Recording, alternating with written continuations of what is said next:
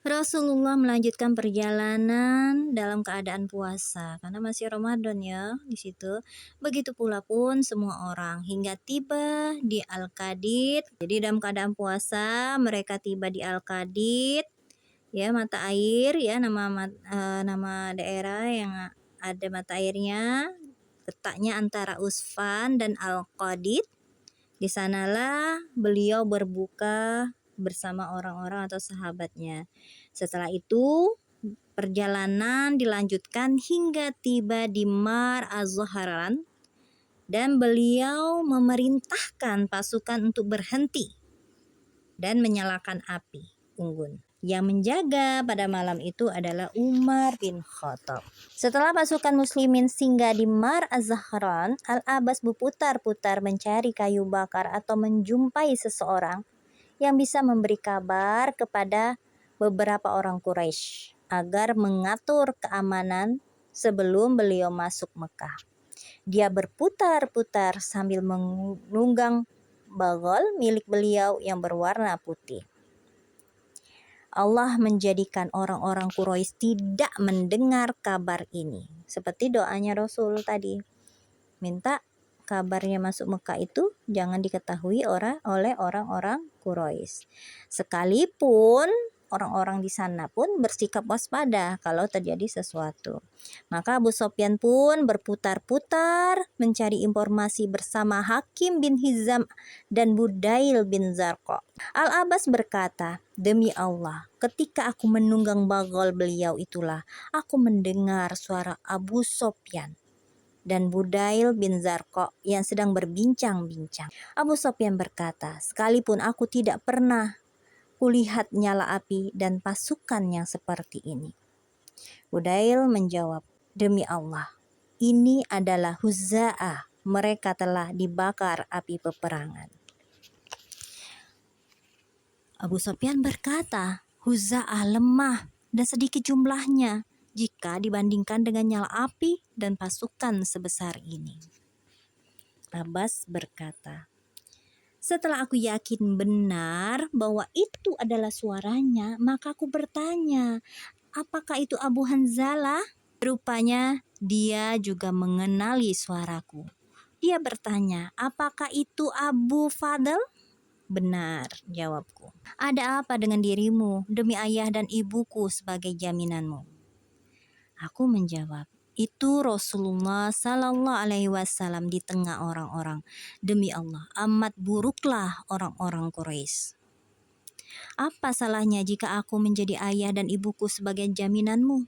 Tanya Abu Sofyan. Aku berkata, demi Allah, jika beliau mengalahkanmu, niscaya beliau akan memenggal lehermu. Naiklah ke atas punggung bagol ini, agar aku dapat membawamu ke hadapan Rasulullah Sallallahu Alaihi Wasallam. Lalu mintalah jaminan keamanan kepada beliau. Yang menjamin itu bukan atas jaminan ayah dan ibu.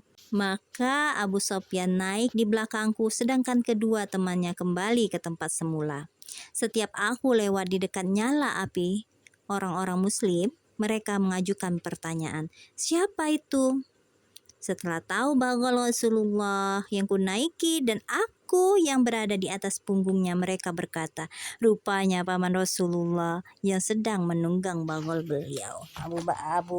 Abbas dengan Abu Sofyan tadi ya. Ketika aku melewati nyala api Umar bin Khattab, dia bertanya, "Siapa itu?" Lalu dia menghampiriku. Saat dia melihat Abu Sofyan berada di belakangku, dia berkata, "Hai Abu Sofyan, musuh Allah. Segala puji bagi Allah yang telah menundukkan dirimu tanpa suatu perjanjian pun." Kemudian dia beranjak ke arah Rasulullah untuk memperingatkan beliau. Umar tadi ke tempat Rasul untuk memperingatkan, nanti mungkin Abu Sofyan itu akan melakukan sesuatu yang buruk kepada Rasulullah. Aku menghela bagol hingga dapat mendahului Umar. Aku segera turun dari punggung bagol dan masuk ke tempat beliau. Setelah itu barulah Umar masuk sambil berkata, "Wahai Rasulullah, ini adalah Abu Sofyan. Biarkan aku memenggal lehernya." Abbas sini ya, Abbas berkata, "Wahai Rasulullah, aku telah melindunginya." Jadi Abbas tadi karena sudah muslim, dia berhak melindungi. Siapa yang dilindungi juga jangan dibunuh. Kemudian aku mendekat lagi ke arah beliau dan kukatakan, "Demi Allah, tak seorang pun boleh berbicara dengannya pada malam ini kecuali aku," kata Abbas. Karena Umar bin Khattab terus memaksakan keinginannya, yaitu untuk memenggal Abu Sofyan, maka aku berkata, "Sebentar, wahai Umar, demi Allah, andai saja ada di antara orang-orang dari Bani Adi bin Ka'ab berkata seperti yang engkau katakan ini." Maksudnya itu, tunggu dulu, jangan dilakukan dulu. Nah ya, andai saja ada di antara orang-orang dari Bani Adi bin Ka'ab berkata seperti yang engkau katakan ini, yaitu untuk memenggal tadi, gak ada orang yang berani ngomong kayak gitu ya, kecuali Umar. "Sebentar, wahai Abbas," kata Umar, "demi Allah, keislamanmu benar-benar kucintai daripada keislaman Al-Khattab. Kalau memang dia masuk Islam, dan sepengetahuanku, keislamanmu juga lebih dicintai Rasulullah daripada keislaman Al-Khattab." Rasulullah bersabda, "Pergilah ke rumahmu, wahai Abbas. Besok pagi datanglah ke sini." Itulah mungkin memberi keputusan itu tidak bisa langsung berdebuk ya, kayak gitu ya. Disuruh berpikir dulu.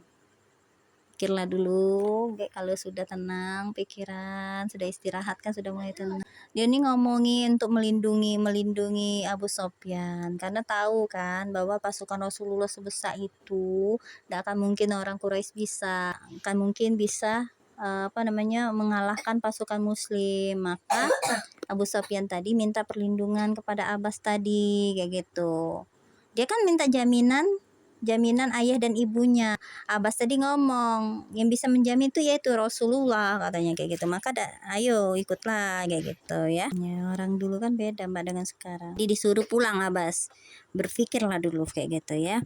Maka aku pun beranjak pergi. Besok paginya aku menemui beliau ketika melihat Abu Sofyan yang ikut bersamaku. Maka Rasulullah bersabda, "Celaka kau Abu Sofyan, bukankah sudah tiba saatnya bagimu untuk mengetahui bahwa tiada ilah selain Allah?"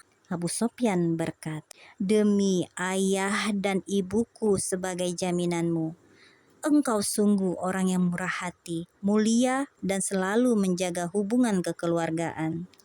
Jauh-jauh hari aku sudah menduga, andaikan ada sesembahan lain bersama Allah, tentu aku tidak membutuhkan sesuatu pun setelah ini." Maksudnya itu sudah menduga bahwa Rasulullah itu mungkin gak akan percaya dengan keislaman dia. Kalaupun ya ada yang patut disembah selain Allah ya, tentu kata Abu Sofyan, dia tidak membutuhkan yang lain itu kecuali Allah itulah, katanya. Lalu Rasulullah bersabda, "Celaka kau wahai Abu Sofyan, bukankah sudah tiba saatnya bagimu untuk mengetahui bahwa aku adalah Rasulullah?" Abu Sofyan berkata, "Demi ayah dan ibuku sebagai jaminanmu, engkau sungguh orang yang murah hati, mulia, dan selalu menjaga hubungan kekeluargaan. Kalau mengenai masalah ini, di dalam hatiku masih ada sesuatu yang mengganjal hingga saat ini." Bersaut-sautan dengan Rasul, padahal dia Islam. Masih ada yang dia tidak serak dengan Rasul. Al-Abbas berkata, iya, dia tuh ingin menguji bahaya sebenarnya nih.